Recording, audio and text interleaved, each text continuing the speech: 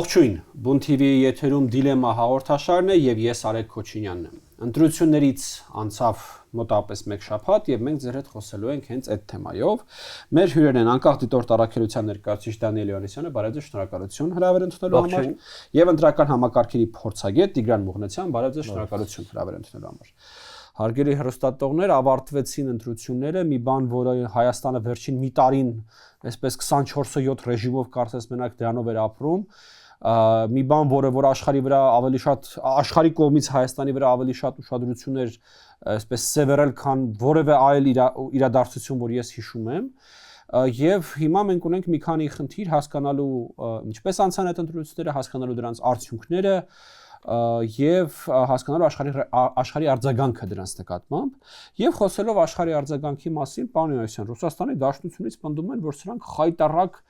ուրեմն վատ կազմակերպված մասսայական խախտումներով, ընդդիմության վրա աննախադեպ ճնշումներով, նույնիսկ լցոնումներով ընտրություններ են։ Ձեր արձագանքը։ Խայտառակ ընտրություններ էին։ Ուրեմն հիմնական տեխնացուներից ոչ մեկ դուք չի արել քննադատի պետության ղեկավարին։ Ով որ մի քիչ քննադատելա չեն թողել մասնակցել ընտրություններին, ով որ մի քիչ շատ է քննադատել բանտում ա եղել, ով որ էլ ավելի շատ է քննադատել սպանել են։ Ուրեմն տեղամասերից տեսախցիկները ընդհանրապես հանել են, որպիսի լցոնումները չերևան։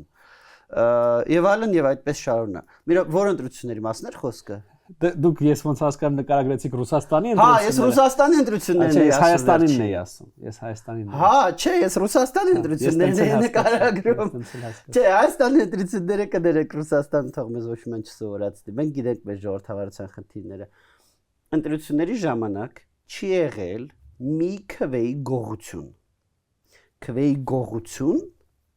որտեղ ամասում կամ ինչ որտեղ ինչ որ ձև քվե գողանան։ Չի եղել ոչ մի հատիկ, ոչ մի հատ դրա ահազանգ չկա։ Տարբեր տեխնիկական խնդիրներ, փնթիություններ միջազգային փնթիությունների մասին դեռ պետքա հին հարց ուղղել, էլի, մեղմ եմ ասում հարց ուղղել։ Բայց այդ փնթիությունները վերջնական արդյունքներում չէին երևալու։ Բնականաբար այդ տարբեր վրիպակները, որ եղել են, տարբեր կուսակցությունների մասով միջազգային ոչ միայն ԲՀԿ-ի Ուղղակի ԲՀԿ-ն է բոլոր ուշադրության կենտրոնում, որտեղ ԲՀԿ-ի սահմանային է շատ։ Հա, էլի։ Բայց այդ վրիպակները միշտ էլ լինում են, այս անգամ մի քիչ ավելի շատ են եղել, բայց այդ վրիպակները ոչ մեկ հույսը չի դնում նրա վրա, որ գիշերը քնաթաթախ օպերատորը, որ ձեռքով մուտքագրում է արձանագրությունները, ամեն ինչ ճիշտ է մուտքագրել եւ դա ստուգել պետք չի։ Ընտրությունների նախնական արդյունքներ կա, վերջնական արդյունքներ կա։ Նախնականի համար այդ տեղեկության որակը, այսպես ասած, բավարար է։ Վերջնականից առաջ այդ ամեն ինչը միշտ ստուգվում է։ Այսինքն բնականաբար մի հատ ստուգում են, վերցնում են արձանագրությունները, որի տակ կա 8 ստորագրություն, 8-ից 4-ը ընդդիմության ներկայացուցիչներ են, եւ համեմատում են աղյուսակավորման հետ եւ ճշգրտումները մտցնում են, եթե տարբերություններ կա։ Եվ հետեւապես այդ սաղ տարբերությունները որ կա, դա վերջնական արդյունքներում որույցը պարագայում տեղ չեր գտնելու։ Եվ այնպես ինչպես ընտրողները քվեաթերթիկները գցել են քվեախցիկի մեջ, դա էլ լինելու է վերջնական արդյունքների մեջ։ Այս ընտրությունների ամենամեծ խնդիրը այն է, որ եղել է ընտրակաշարք եւ մենք կարող ենք տարբեր գնահատականներ ունենալ նրա վերաբերյալ, թե այդ ընտրակաշարքի ծավալներն ինչպիսին են եղել։ Բայց եթե լինի մի իրավիճակ, որ օրինակի համար Բարգավաճ Հայաստանը 50 քվեի տարբերությամբ ընտրվում է, Բարգավաճ Հայաստանը, որը հակակոռուպցիոն կոմիտեի բացահայտումների համաձայն ընտրակաշարքի երկրորդ ամենամեծ շահառուժն է եղել։ Ամենամեծ շահառուժը Հայաստանն է եղել, երկրորդ ամենամեծը Բարգավաճ Հայաստանը։ Եվ ակնհայտ է, որ այդ ընտրակաշարքով հեչի պես մի 50 քվե ապահովվել է իրան, եւ եթե ինքը մի 50 քվեով է ընտրվում, ակնհայտ է դառնում, որ Բարգավաճ Հայաստանը, եթեով եմ հիմա ասում, խորհրդարանում հայտնվում է ընտրակաշարքի շնորհիվ։ Այդ ընտրակաշարքի թեմային դեռ կվերադառնանք, պարոն Մուղնեցյան, ես ճիշտ եմ հասկանում, որ մեր բոլոր ընտրություններում էլ ինչ որ X քանակությամբ ու 1000, 2000 այդ ընտրական անճշտություններ, հա, այդ արձանագրությունների մուտքագրում եւ այլն, դա միշտ եղել է, ուղղակի այս անգամ ինչի ասա բոլորի ուշադրությունը սրա վրա սևեռված, որտեվ դա ունենալու է շատ լուրջ հետևանք, կոնկրետ ուժից մեկի անցնել չանցնելու վրա, որտեվ շատ սահմանային է, դա առաջին հարց։ Եվ երկրորդ հարցը, որտեղ ես խնդրեմ մեզ մի քիչ կնկարագրեք այն տեխնիկական ուրեմն լուծումները, որոնք որ մեր ընտրություններում հիմա կիրառվում են եւ որոնք մեզ թույլ են տալիս խոսալ դրա մասին, որ անհնար է Հայաստանում օրինակի համար կրկնակվեարկություն կամ այդ թերթիկի գողություն եւ այլն, համեցեք։ Շատ լավ, հա, հիմնական խնդիրը, այսինքն Հայաստանում միշտ այդ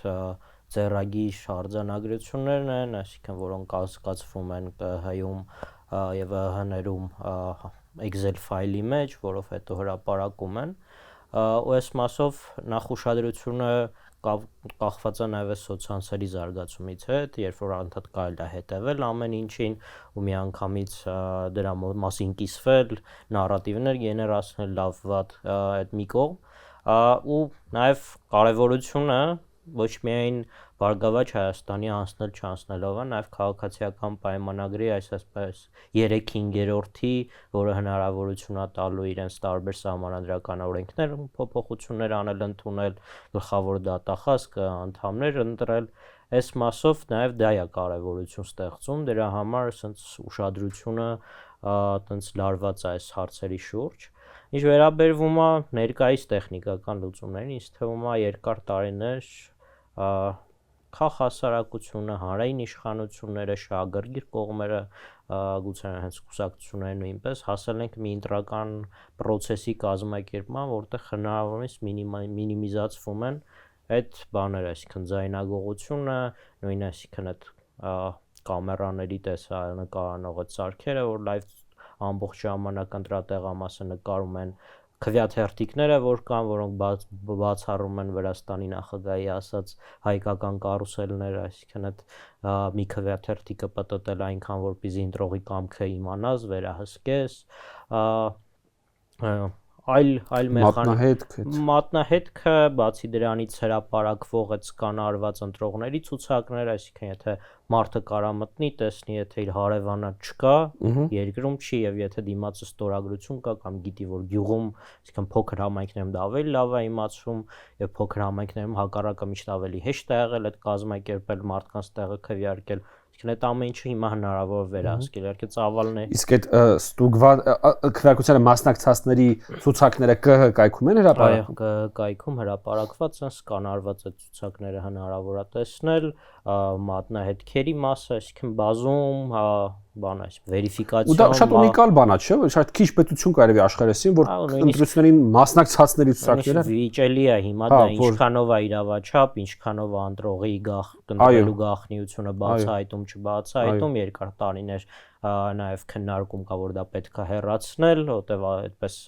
իրավաչափ չի, բայց ամեն դեպքում դա ունենք եւ հիմա գոնե դա կարելի է օգտագործել եւս մի ֆիլտր, որպեսզի գնահատել իրավիճակը, ու այս իմաստով բավականին տենց բան համապարփակ մեխանիզմ ունենք, այլ բան, որ ռիսկեր միշտ կան, բայց պետք է այդ ռիսկերի մասին նաև փաստերով խոսալ, ասել, որ այս խնդիրները դուրս են մնացել, որովհետև ես չգիտեմ, մեխանիզմը չի կարողանում դա ֆիլտրել։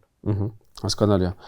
Պարոն Հովհաննիսյան, եթե ունեք ավելացնելու բան համեցեք, բայց հիմա վերադառնանք ընտրակաշառքների թեմային։ Միջև այդ ավելացնեմ ուրեմն։ Համեցեք։ Ես ուրեմն ասեմ, որ այո, 13-15 թվականին բավականին շատ էր այլանդի փոխարեն կամ բացակայող քաղաքացիների փոխարեն քվեարկությունը, ինչ էին անում, օրինակ քվեաթերթիկներին լցոնում, բայց որպեսզի թվերը բռնի քվեաթերթիկների եւ ստորագրությունների բացակայող ընտրողների փոխարեն ստորագրում էին։ Դրա դեմ ըստ էության մտցվել է մի քանի մեխանիզմ, այսինքն մի քանի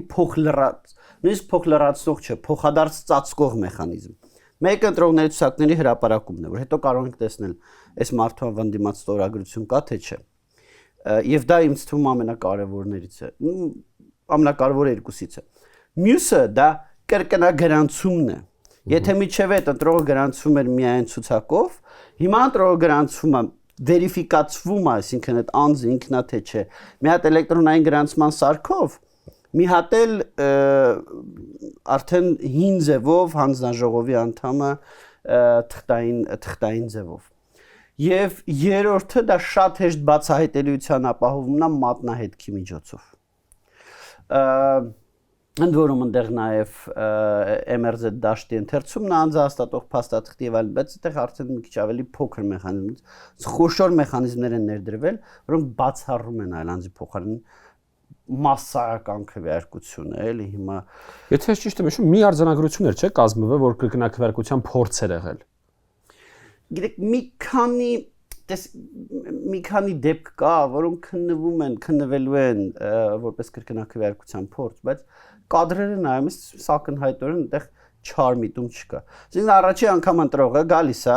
էլեկտրոնային գրանցման սարքով գրանցվում է, հետո որպես առաջի անգամ ընտրող իր այդ փոքրիկ սուվենիրը ԿՀ-ի կողմից ստանում է, տեղում Ումեդ նորից է паспорտը տալիս գրանցվում։ Անգամ եթե Չի իմանում ընթացակարգը, ու սարքը մի անգամից ասում է ստոպ, այս մարդը արդեն գրանցվել է, կարմիր լույս կրկնակվեարկության փորձ։ Բայց դա նայես այդտեղ կրկնակվեարկության մարդը չելու քվեարկել։ միտումով լինի այդ կրկնակվեարկության փորձերը, կարող ասենք, որ դա համակարգային չի կարող լինել, որովհետև հենց համակարգը լավ կանխում է դրա հնարավորությունը։ Այո։ Եվ մյուս համակարգը դա իհարկե տեղամասերի այդ թվում հեռարձակումն է, դա քվեաթերթիկների հետ կապված այդ փոփոխությունն է։ Դա հաշվարկի ընթացքում էլ է, չէ՞։ Այո։ Հաշվարկ ամբողջ հաշվարկը ստացվում կամերաների 100% տեսագրել են։ Տեսագրությունը բոլոր կամերաների մոտ աշխատել է, հեռարձակումը մոտ 98% է եղել միջին աշխատանքի ցուցանիշը։ Ահա, 2% խնդիր ենք ունեցել։ Ահա, որտեվ ինտերնետով է գնում, սենց է գնում, 98% կամերաների տեղադրված, իսկ կամերաները տեղադրված են բացի այն ամենափոքր տեղամասերից, ամենտեղ տեղադրված են։ Եվ քանի տոկոսում ընտրատեղամասերի ունենք։ Ընտրատեղամասերի 90%-ում կա կամերա, բայց դա էլեկտորատի քանի տոկոսներ 98 էր գալի, ինչ էր գալի։ Այսինքն այն փոքրիկ տեղամասերն են էլի, որոնք որ կամերայից դուրս են, փոքր գյուղերը այդտենց։ Մնացած սա կամերավորված են, եթե կարելի է այդպես ասել։ Եվ կամերաների հեռարձակումն էլ 98%-ով աշխատել է։ Այսինքն այդ կա, ավելացել է վստահված անձանց եւ դիտորդների թույլատրելի քանակները։ Այն ժամանակ երբ ընտրությունները կեղծում էին 1-ական էր, հիմա 2-ական է։ Էլ չասեմ ընդդիմադիր ուժերի հնարավորություններն են ավելացել, ունենալ ավելի շատ ներկայացվածություն ընտրական հանձնաժողովում։ Վստահված անձիկ ձայների հաշվարկի ժամանակներ կային դի։ Այո, իրավունք ունեն լինել։ Այո, եւ կային, եւ բոլոր տեղամասերում եղել է ուժեղ Հայաստանի վստահված անձը, համարյա բոլոր տեղամասերում եղել է Հայաստան Դաշինքի վստահված անձը, համարյա բոլոր տեղամասերում Բարգավաճ Հայաստանի եւ ԿՊԻ-ն էլ էլի բոլոր։ Ուրեմն ընտրական հանձնաժողովը ի վերջո, եթե 2015 թվականի հանրաքվեի ժամանակ ընտրական հանձնաժողովում կար մի ընդդիմադիր անդամ,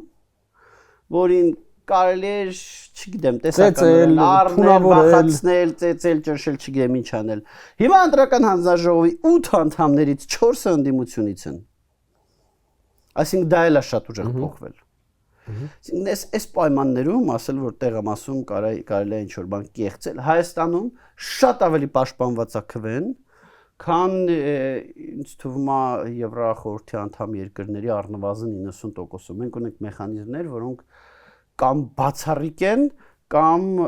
համարյա բաց։ Այսինքն ընտրողների ստորագրացուցակները ամբողջ Եվրախորհրդում բացի մեզանց մեկ էլ Ֆրանսիայում է հրապարակվում, էլի։ Պարոն Յոնիսյան, ամենատարածված այսպես բաներից մեկը,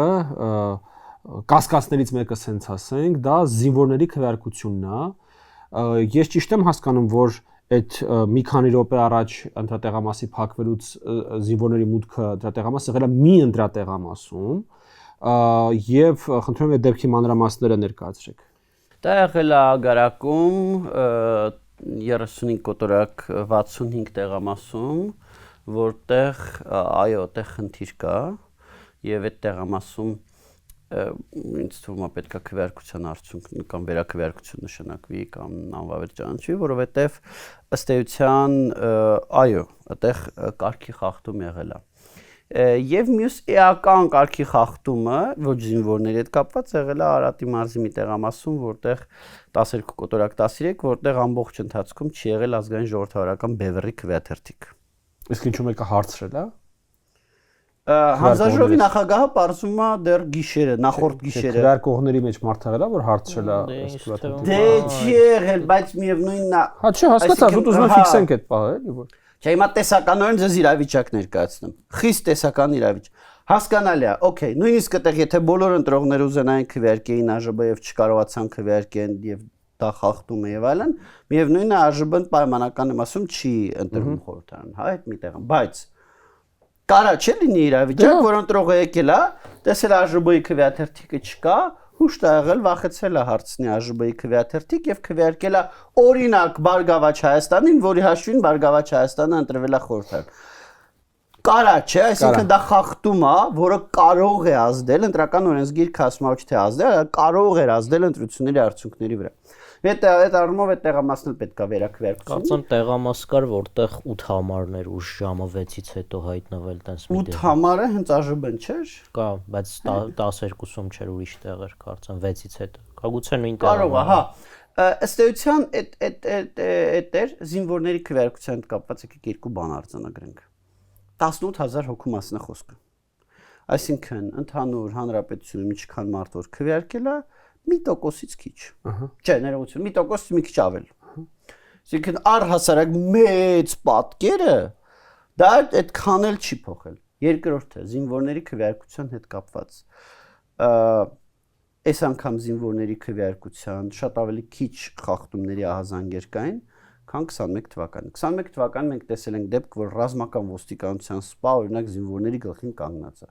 Նախկինում էլ ավելի շատ վատ է եղել զինվորների քվեարկությունը։ Այսինքն զինվորների քվեարկության որակը ժամկետային զինծառայողների էապես ավելի լավ է եղել, քան նախկինում։ Բայց հա խնդիրներ կար եւ այս առումով ագարակի այդ տեղամասը իրոք խնդրահարույց է եւ ես կարծում եմ որ այդտեղ էլ պետքա առավել եւս որ ինձ թվում է վերակվեարկությունն անխուսափելի է,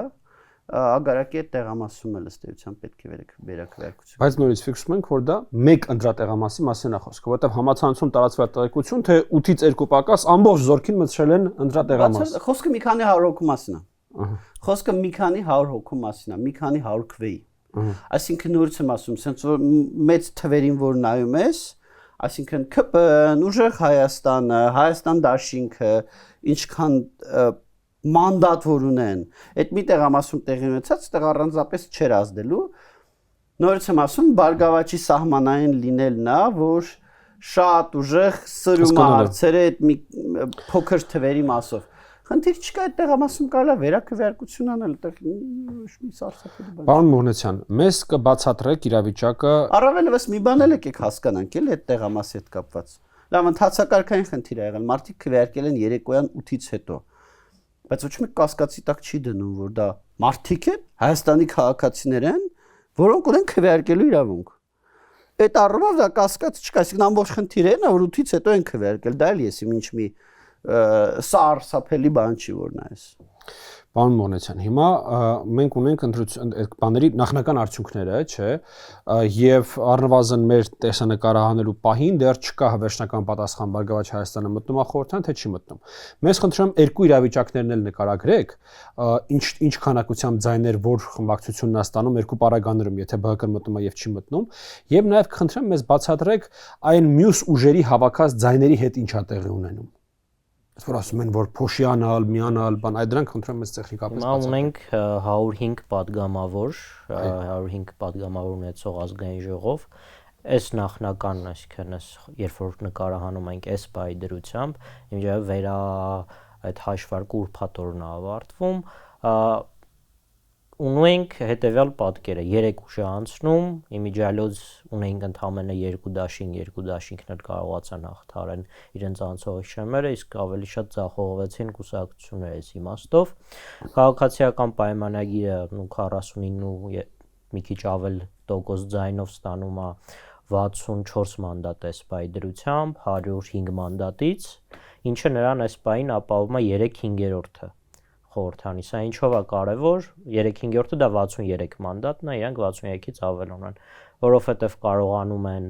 ընտրել սահմանադրական մարմինների ներկայացուցիչներ, անդամներ, դա կլինի գլխավոր դատախազ, ՄԻՊ, ԿԸ անդամներ եւ այլն, եւ փոխել սահմանադրական օրենքները, ընտրական օրենսգիր, կուսակցությունների մասին օրենք, սահմանադրական դատարանի մասին օրենք, այս առումով դա ինքնուրույնություն է տալիս եւ այսպես ասած հիմքեր է տալիս էլի ամուր ազգային ժողովում 20 9 падգամավոր ունենում է ուժեղ Հայաստանը, 12 падգամավոր ունենում է Հայաստան դաշինքը։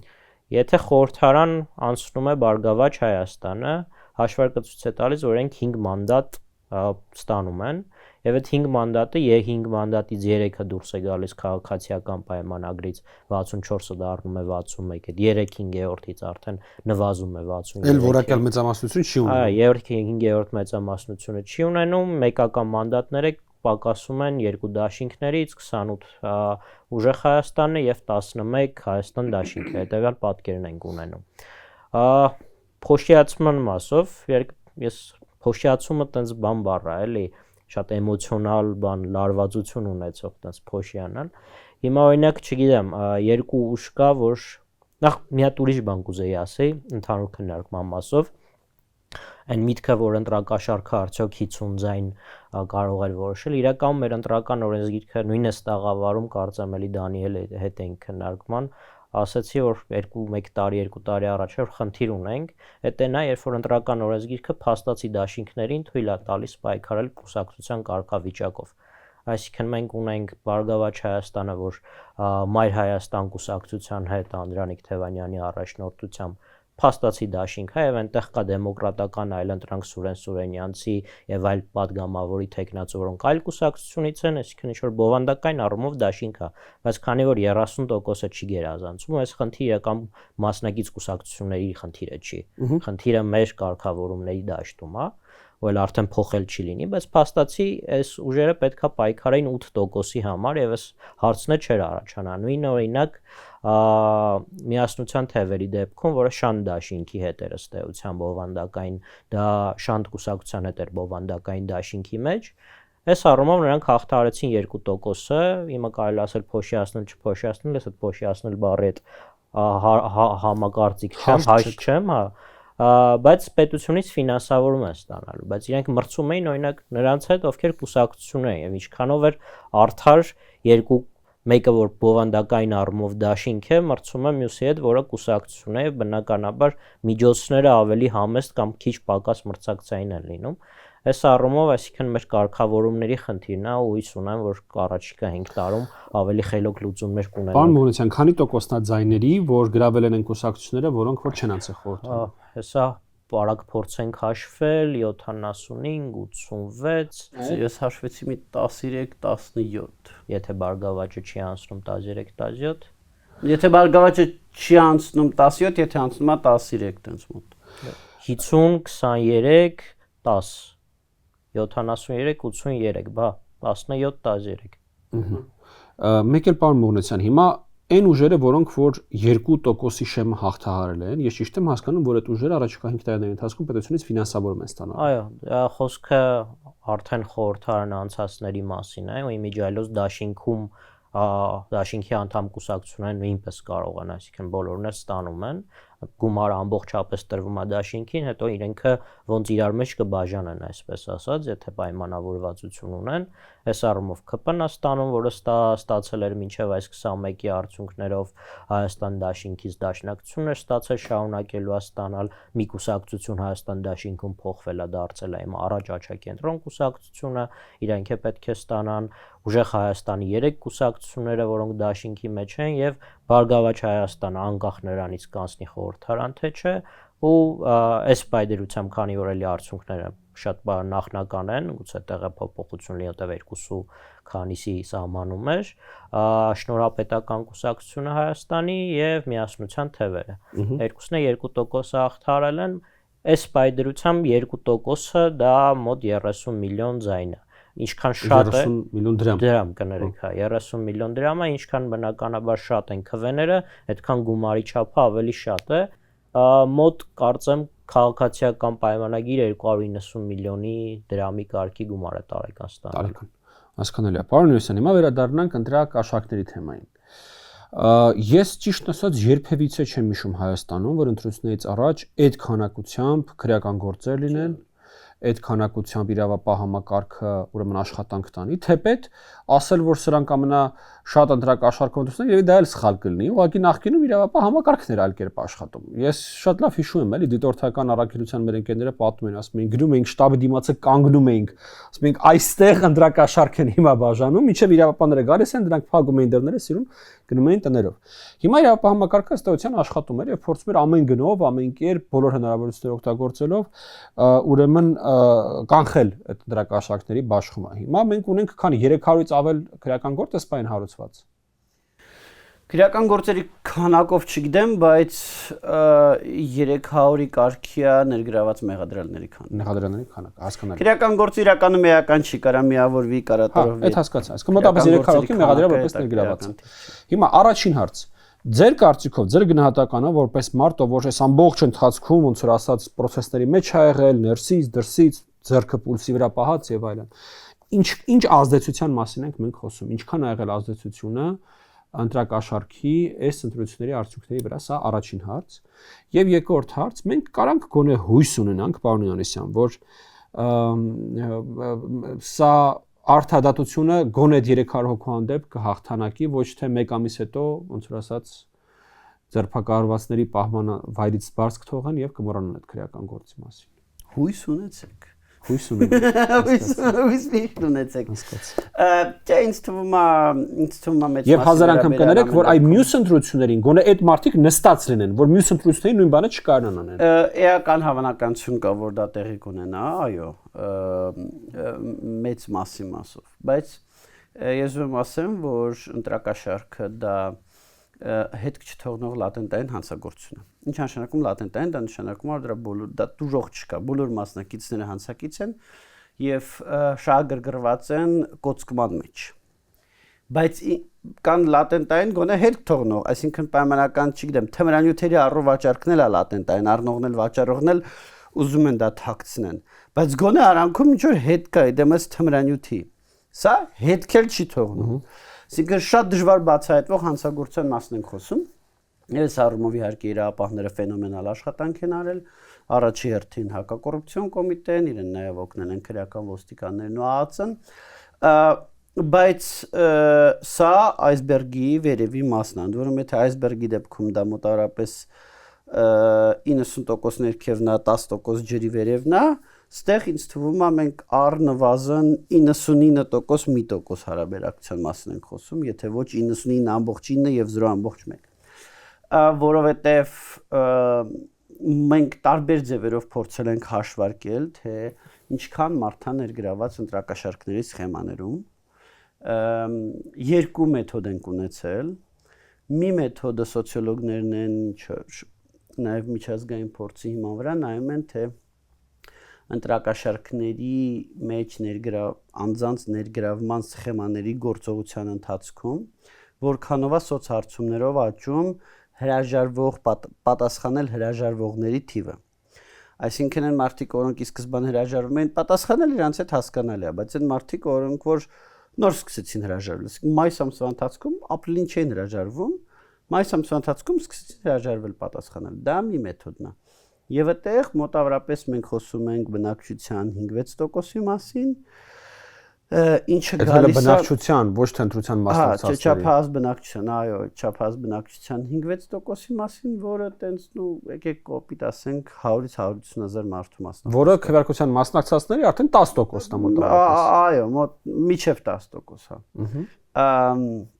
Ու sense ասած 7-ից 10 էլ։ Մյուս մեթոդը դա օպերատիվ տվյալներին քանակական բան վերածելն է։ Այդ նաև հիմնականում մենք որպես առաքելություն ունենք պատկերացումներ, թե ինչ ծավալներ է։ Հա, գիտենք, թե այս շենքում ով ընտրակաշառքի focal point-ը, այն շենքում ով ընտրակաշառքի focal, այն մյուս շենքում 2 հոգի կա focal point, այն շենքում focal point-ը թափանեք։ Focal point։ Կոնտակտային անձ։ Պատասխանատուն։ Մոտավորապես մի պատասխանատուն ընտրակաշառքի ինչքան մարդ է ներգրավում, մենք դա տեսնում ենք։ Մենք դա մոտավորապես պատկերացումներ ունենք նաև անախկինից։ Նաև դա հակակոռուպցիոնի գաղտնալսումներից էլ կարողանում ենք միջին ցուցանիշ հաշվի առնել, թե մի լավ կոնտակտային անձ մի քիչ 10-ով շիկ։ Թե մի ստորին օղակի 10-ով շիկը ինչքան ընտրողա ներգրավում։ Եվ այդ մեթոդով էլ հաշվելուց ստանում ենք մոտարապես 120,000 թիվը։ Էլի սա մոտավոր հաշվարկ է, որը բռնում է, բայց բռնում է այն մյուս մեթոդով հաշվարկի հետ։ Այդտեղ այդ երկու տեղերով իրար թվերը բռնում են։ Այո, երկու տեղերով իրար թվերը բռնում են եւ դրա համար մեր պնդումը է նա, որ ընդհանուր էլեկտորատի 7-ից 10%-ը ընտրակաշարքի ազդեցության տակ է եղել։ Ինչը տվյալ պարագայում ահռելի տարբերություն է, որովհետև դա նշանակում էր օրինակի համար սահմանադրական մեծամասնություն, օրինակի համար։ Ընդհանուր մինչև սահմանադրական, ոչ միայն որակյալ, այլ սահմանադրական մեծամասնություն։ Ու մի հարց էլ, մենք որևէ քրեական գործ, որևէ արժանահավատ տեղեկություն ունենք ընտրակաշարք, բայց ունենք իշխանության ներկայացուցիչների կողմից։ Նման արժանահավատահազանգ չի եղել։ Պարմողություն։ Որպես ներողություն, որպես տենց ազանգեր ներկայացրել են, որ իշխանությունը, չգիտեմ, թոշակներն է բարձրացրել է սա, բայց տենց որ այդ մեխանիզմներով ընտրակաշարք կոնկրետ, որտեղ ընտրակաշարքի պարտադիր պայմանավորն է պայմանավորվածությունը, որ դրա դիմաց մարդը քվեարկում է այս ուժին։ Հա թոշակ բարձրացնելուց սա թոշակառներին չեն խոստացել, որ սա թոշակառները պայմանավորություն չեն ձեռք բերել, դա ընտրակաշարք չի, էլի։ Սենց մասով որևիցե adekvat ահազանգ, ընդ որում մենք տենց ահազանգ տվողներին նաև խոստանում էինք 500,000 դրամ պարգև, խոստանում էինք իրավաբանական աջակցություն, խոստանում էինք գաղտնիություն եւ այլն։ Նման ահազանգ ոչ մենք, ոչ որևիցե ուրիշ սուբյեկտ չի ստացել։ Պարմողություն, եւ առաջին եւ երկրորդ հարցի վերաբերյալ ձեր կարծիքները ուզում լսեմ։ Առաջինը այդ թվերը, որոնք պարոն Յովհաննիսյանը իր եզրահանգմանը եկավ 7-ից 10%-ին դուք ինչքանով եք համաձայն, եւ երկրորդը դուք նաեւ այդ օրը որպես դիտորդել եք աշխատել, որևէ բռնաճնշում, որևէ, չգիտեմ, այդ տասովշիկություն իշխանության կողմից նկատել եք։ Թվերի մասով ես ինքս բան չունեմ, բայց հակված եմ պարոն Յովհաննիսյանի ասածին հավատալ, այսինքն ոչ ուսումնասիրություն ունեմ, ոչ փաստեր, թե ինչքանով ազդել,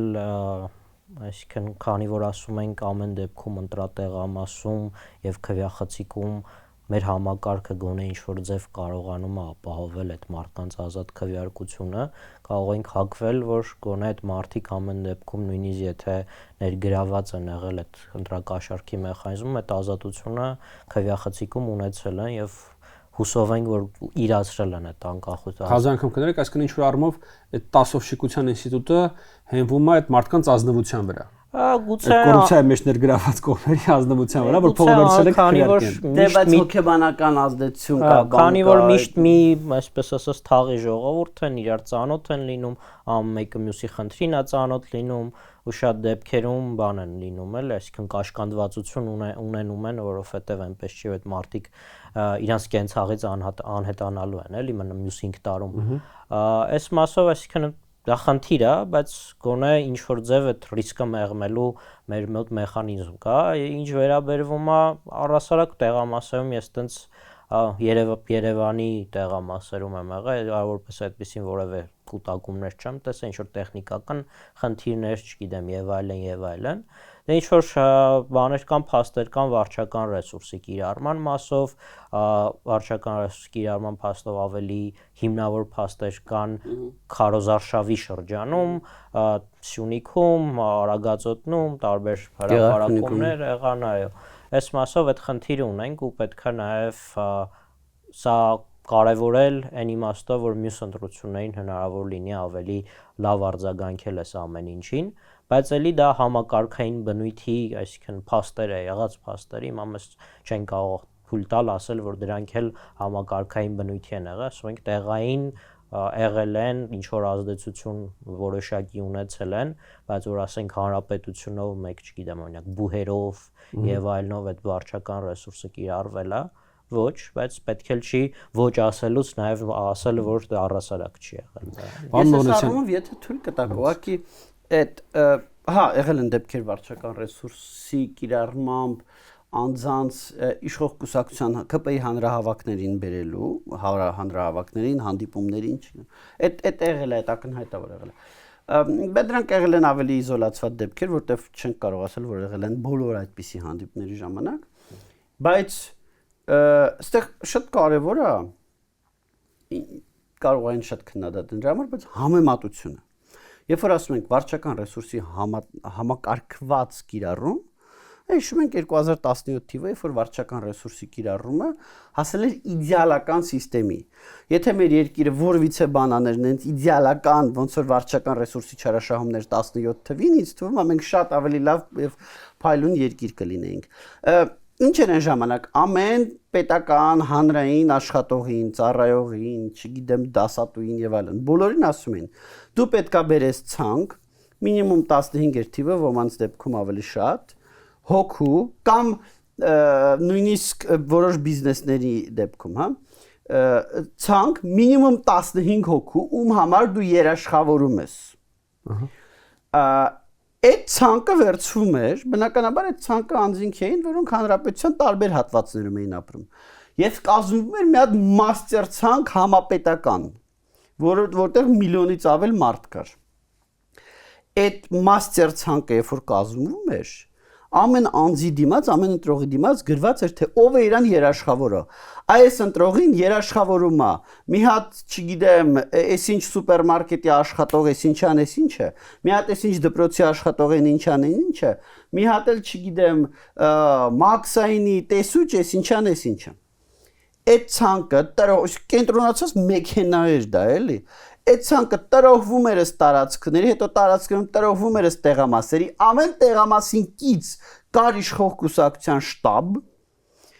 իշխող կուսակցության շտաբը ստանում էր իր տարածքի, իր տեղամասի տարածքի մասով այդ ցանկը, եւ արդեն գիտեին իրանք ում դուրը պիտի թակեն, որ ընտրակաշարքն ոնց որ բանն էլի կնոտի պրանիկ հայերեն ոնց է։ Մտրակ եւ կարկանդակ։ Կարկանդակ, ընտրակաշարքը 10000 դրամն էլ կարկանդակներ էլի։ Ոնց որ կարկանդակը տալիս էին, այդ մտրակն էլ ունեին անունները կար, որ այ քո համար երաշխավորել է, այս ինչ է, ինչ է եւ ինչ է։ Ու վերջ ինքը իդեալական գործող մեքենա էր, կոնկրետ կազմակերպված մեքենա էր, որը հիմա չկար։ Չկար հիմա, չկար նախորդ ընտրություններում, չկար նախանցած ընտրություններում, հա 17 թվին է վերջի անգամ տենց մեքենա գործել։ Այս ուղղակի ընդգծենք էլի, որովհետև երբ որ ասում ենք վարչական ռեսուրսի չարաշահում, դուրս են գալիս պայմանական Սերժ Սարգսյանը եւ ասում նույնիսկ մեր ժամանակ այդպիսի բան չի եղել։ Էլ չասեմ Քոչարյանը, որ ասում է նույնիսկ իմ ժամանակ այդպես բան չի եղել, մի քիչ ոնց որ չափ կա էլի սա։ Քոչարյանի ժամանակ ոնց ասեմ, որ ընտրություններ էին անցնում, որ ընդդիմադիր ոչ մի վստահված անձ ռեանիմացիա չեր ընկնում, ուրեմն խաղաղ ընտրություններ են։ Բայց այդպես մեծ ընտրություն չի եղել։ Մեծ ընտրություն, մեծ սկեյլի ընտրություն Քոչարյանի ժամանակ, որ ընդդիմադիր մի քանի վստահված անձ կոնկրետ բուժօգնության եւ որպես կանոն ռեանիմացիայի կարիք չունենա, չի եղել։ Սերժ Սարգսյանի ժամանակ գոնե առանց այդպես դաժան ծեծելու էին անում նույնը։ Պարոն Մուղնեցյան, վերջին հարցը։ Հիմա մեզ կարող եք ասել ժամանակագրորեն մեզ ինչա սպասում, այ երբ են ավարտվելու վերահաշվարկը, երբ հալինելու վերջնական արդյունքները եւ արդեն մանդատների բաշխումը երբ հալինու։ Վերահաշվարկը ավարտվում է ուրբաթ օրը, ԿՀ-ն պետք է իր վերջնական որոշումը կայացնի Կիրակի օրը, բայց այստեղ մեկ շաբաթ անց։ Այո, քվեարկությունից մեկ շաբաթ անց, բայց այդտեղ տենց մի քանի տարբերակ ունի որոշում կայացնելու, մեկը որոշումա, որ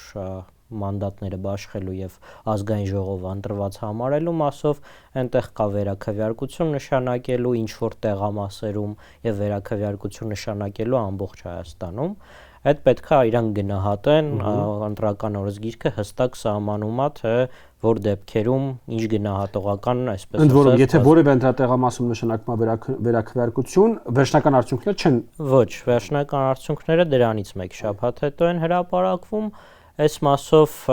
էս ունենք եւ նաեւ կա այդ սահմանադրական դատարան դիմելու անվավեր ճանաչելու արդյունքները հիմքում ունենալով տարբեր խախտումներ ուժերից Հայաստան դաշինքը ասած որ դիմելու են իրենց իրավաբանական թիմը դրա վրա աշխատում Այդ մասով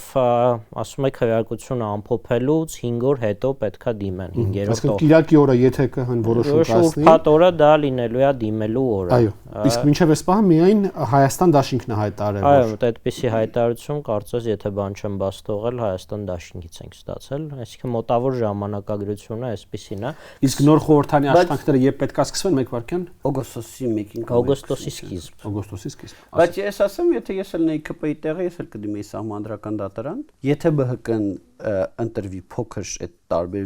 եթե ընտրվի բարձր այդ փոքր տարբերությամբ ընտրվելու Ես էլ կդիմեի սահմանադրական դատարան, եթե լինեի ԿՊ-ի տեղը։ Անվավեր ճանաչելու։ Վերակվեարկություն նշանակում որ ասեմ մի րոպե էլ եղբայրներ, այս ուժը այն ինչ որ մի քիչ առաջ ասացի, այս ուժը այսքան տարբերությամբ անտրվել, բայց այս ուժի մասով այսքան փաստեր կան, որ ինքը ընտրակաշարքի շահառու է եղել, եւ ուրեմն եղել են խախտումներ, որոնք կարող են ազդել ընտրությունների արդյունքների վրա, պետք է լինի վերակվեարկություն։ Վերակվեարկությունը ամբողջ հանրապետությունը։ Այո, ամբողջ հանրապետությունը վերակվեարկություն։ Եվ այս առումով ինձ թվում է դա բավականին, ինձ թվում է դա դասական որպես վերակվեարկության հիմք, շատ դասական օրինակ է։ Ամեն դեպքում ազգային ժողովի առաջին նիստը կլինի օգոստոսի սկիզբ, այդտեղ խմբակցությունը քաղաքացիական պայման, եթե ընդհանրում ենք, որ այս իրավիճակում բան չի փոխվում, էլի, արդեն կներկայացնի նախագահին իր տեխնացուին, նախագահն էլ իր շերատապ կարգով կնշանակի։ Այս մասով ունենք, իմիջիայլոց 21 թվականի Հայաստան դաշինքը էլի դիմել էր սահմանադրական դատարան, անվավեր ճանաչելու, սահմանադրական դատարանը մերժեց այդ դիմումը։ Պատիվունեմն էլ էր դիմել։ Պատիվունեմը չի հիշում։ Շատ լավ։ Շնորհակալություն հարգելի գործընկերներ հրավերելու համար, հարգելի հեռուստատողներ, ընդհանուր առմամբ մենք այսօր փորձեցինք մի շարք այսպես տարածված ապատեղեկատվություններ, տարածված ուրեմն կեղծիքներ բացահայտել եւ ձեզ ներկայացնել, փորձեցինք հասկանալ իրավիճակը, տեխնիկապես մեզ ինչ է սպասվում եւ նաեւ ֆիքսենք, որ մեզ դեռևս վերջնական որոշումներ են անհրաժեշտ, որոնք այսպայությամբ չկան եւ որոնց արդյունքում մենք նոր կարող ենք խոսել Հայաստանի ապագա խորհրդանի որպեսության եւ որպես դրա հետևանք Հայաստանի քաղաքականության որպեսության մասին։ Լավ եղեք, կհանդիպենք յուրաքանչյուր կիրակի 19:00